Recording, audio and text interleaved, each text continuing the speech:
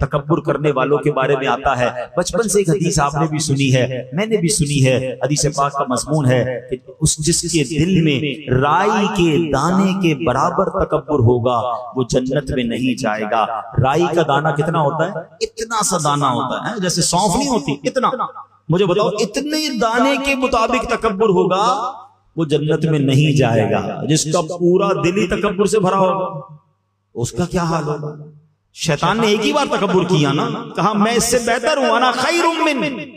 और जो रोज तकब्बुर करता है, उसने एक बार तकब्बुर किया वो बर्बाद हो गया। और जो रोज तकब्बुर कर रहा है उसका क्या हाल होगा? तो प्लीज अपने आप को इससे दूर रखिए। और तकब्बुर क्या है?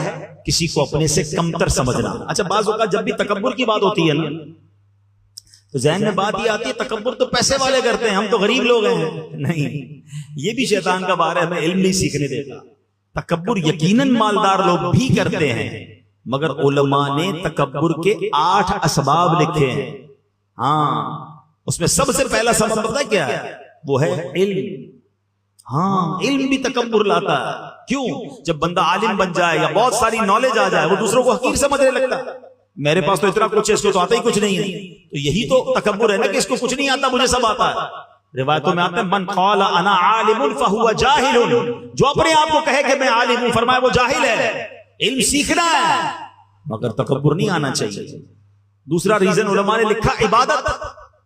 इबादत भी तकब्बुर लाती है। हाँ, अब कोई 5 वक्त का नमाजी है, तहज्जुद गुजार है, बहुत अच्छी बात है। लेकिन अगर वो दूसरों को समझ रहा है कि देखो यार ये तो कुछ पढ़ते ही नहीं, मैं 5 टाइम की नमाज पढ़ता हूं, ये तो सिर्फ जुम्मे की नमाज पढ़ता है, इसको तो आता जाता कुछ नहीं, तो कहीं ऐसा ना हो कि आपकी सारी इबादत बर्बाद कर दी जाए। ये बात याद रखिए। वो एक वाकया है ना, एक बुजुर्ग अपने बेटे के साथ कहीं सफर पर जा रहे थे। रात हुई, तहज्जुद का वक्त हुआ, बाप बेटे ने उठकर तहज्जुद पढ़ी। सारे काफिले वाले सो रहे थे, सिर्फ बाप बेटे उठे तहज्जुद पढ़ने के लिए। तो बेटा वाले साहब से कहता है, अब्बा जान ये कैसे लोग हैं, सारे सो रहे हैं, कोई नहीं उठा तहज्जुद पढ़ने के लिए। तो बेटा वाले साहब कहते हैं, बेटा तू भी सोया रहता तो ही ठीक था। बात बड़ी पते की है। तहज्जुद पढ़कर अगर दूसरों को हकीर जानना है तो बेहतर था तू भी ना पढ़ता तहज्जुद। इबादत जरूर करनी है मगर किसी को हकीर नहीं जानना। फिर मालदार पैसे होते हैं तो गरीब से तकब्बुर कर रहे होते हैं।